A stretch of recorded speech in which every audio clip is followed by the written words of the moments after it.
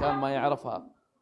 يعني انت لما تتكلم ابو عبد الله شوف أبعيد ما عليه، أعيد وكرر، أنتم يا الخونة قضية الخليج والمملكة اشترطت على أمريكا والتطبيع إلا بقيام الدولتين، لكن أنتم ما يرضيكم أنكم تتحررون، ما يرضيكم، ما تبغون الحرية، ما تبغون الكرامة، ما تبغون قيام دولة، لأنه هذا هو استرزاقكم، هذا هو استرزاق. أنت تسترزق الآن، تسترزق.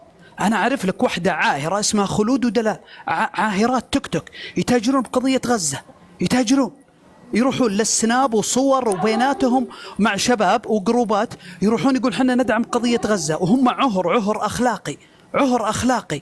فأنت ما ألومك أنت تقول والله دول الخليج، لأن أنت ما تبغى الخير، ما تبغى الكرامة، ما تبغى الحرية، ما تبغى قيام دولة، لأن تنقطع عليك متاجرتك. بالك وعن الأردن بس وانت لو فيك خير، السعوديه الان خلال 4 أيام او 5 أيام بالتعاون مع الجيش، مع طيران الجيش الاردني، نزلوا 30 طن، كسروا الحصار. ما شفتك تقول والله بيض الله وجه والله الاردن والمملكه العربيه السعوديه، كذلك اللي هو المتطوعين الكويتيين، كذلك اللي هو الامارات استضافت اكثر من 1000 طفل، كذلك المساعدات من الدول الأخرى. ما شفتك تمدحهم تقول بيض الله وجههم، بينما أنت تشتمهم. ليش تشتمهم؟ لأنك أنت مؤجر. طه قفل مايكك. لأنك أنت مؤجر، أنت تمثل وجهة الكيان من أجل تشويه القضية. أنت الآن أحد مساندي الكيان، لأنك أنت نموذج الآن لتشويه القضية. لو فيك خير تقول والله بيض الله وجه الدول الخليجية، وفعلا وتلجم الأصوات، لأنكم أنتم من شوهتوا قضية فلسطين، أنتم من خليتوا كل الناس تعزف عن هذه القضية وتمل من هذه القضية، اللي أصبح الساقط والعاهر زين والشاذ يرفع هذه القضية وهذا الشعار. مؤيد، إذا تعرفونه، مؤيد هذا شاذ راعي الله يكرمكم كلاب، يقول أنا أدعم قضية وألبس كلبي وأطلع بكلبي على علم فلسطين. يعني وصلت لها الدرجة. كلب يدعم قضية فلسطين، وجبة تدعم قضية فلسطين. قيمة الوجبة المفروض تبرعت فيها، قيمة الوجبة المفروض دافعت فيها عن القضية، ونبذت هذه الشرذمة اللي تنتشر بالبثوث وترفع شعار غزة. لكن هذا أنتم كلكم عملاء خونة متربين في بيوت عميلة وبيوت خائنة. أبو عبد الله، وانتم نطف خيانات. لو ارجع لجدك القى بايع الارض ورايح لاوروبا يرقص دبكه. أخو عبد الله، رغم كل الطعنات اللي طعنتوها دول الخليج. بس بكمل، بس الله يرضى عليك اخوي، لان ما معي وقت، والله ما معي وقت، لازم اطلع والله. فانتم كل الخيانات والطعنات الا انه دول الخليج ظلت معاكم وظلت تساند القضيه، مو عشانكم، لا والله، علشان الضحايا الموجودين.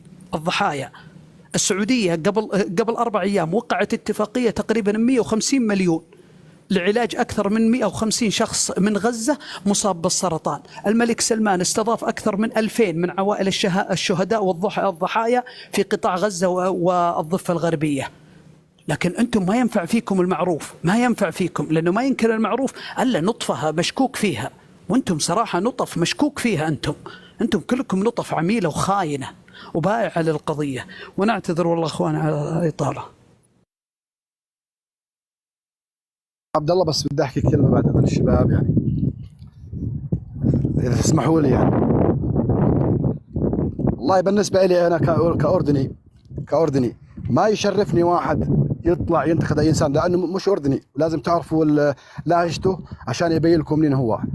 قاعدين يطلعوا على امجاد الاردنيين ويطعنوا باخواننا العرب، وهي مشكله احنا نعاني منها وما زلنا نعاني منها. حسبي الله ونعم الوكيل. احنا ما في رسالتي انا بس كلمتين.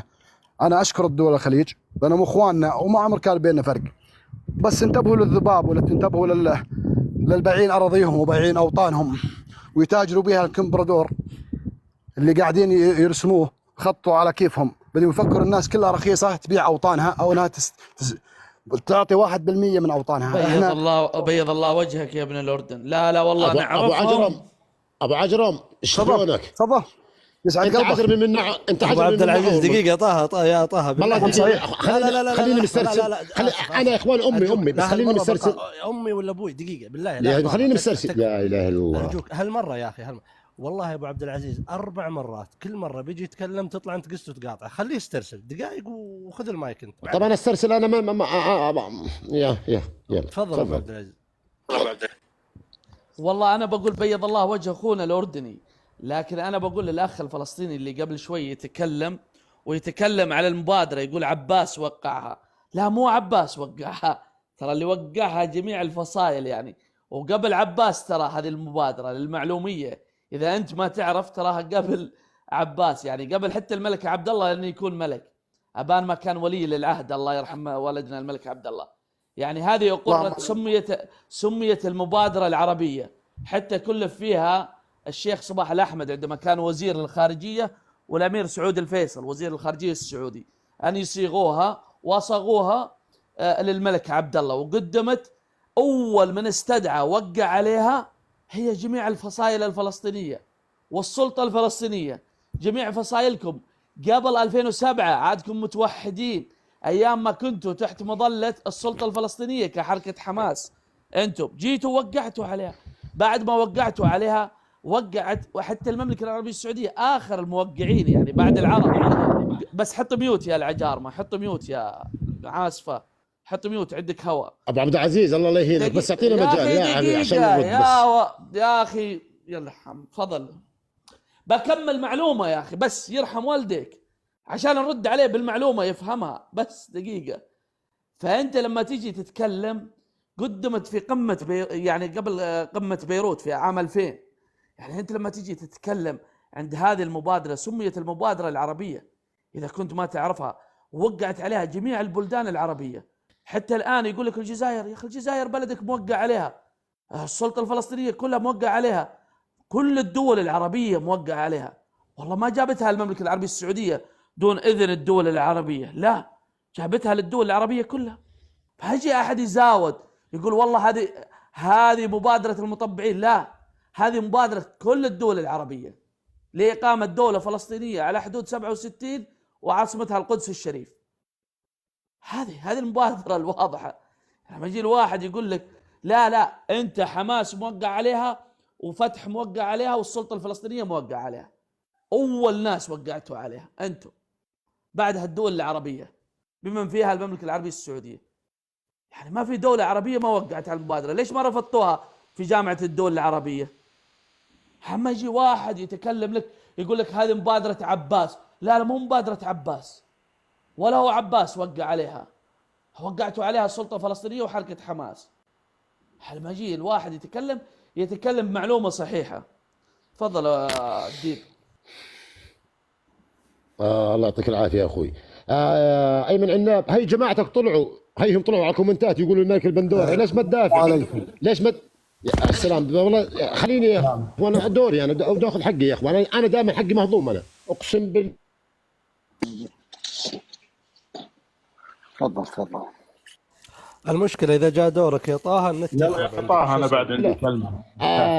هاي جماعة جاوبني ليش بتدافع عنه؟ وبعدين أنت يا العجرمي أنت من نعور مزبوط، اسمك ما يعيبك، ليه ما سكته يا عجرمي؟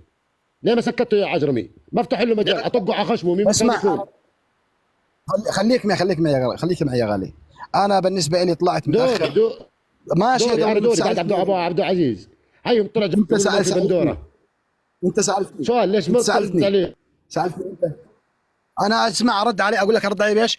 يا إخوان بالله العظيم قاعدين يمشروا شغلات وهم التجار اللي باعوا البندورة، قسما بالله يا رجل البشيتي والسبعاوي يا إخوان 6 من تجار الخضار اللي كانوا يودوا الضفة الغربية يودوها لليهود، قسما بالله تجار فلسطينيين، قسما بالله اللي صدروا البندورة تجار فلسطينيين. ناس خافوا الله، ضيعتكم قضيتكم بالكم ردور وقاعدين على الطاولة المغلقة تبيعوا بالأراضي وتبيعوا بفلسطين وشكوا بالعرب. اتقوا الله انتوا يا 12 مليون خارج الأرض يا بني آدمين، انتوا مين؟ تفضل. حد قاطع؟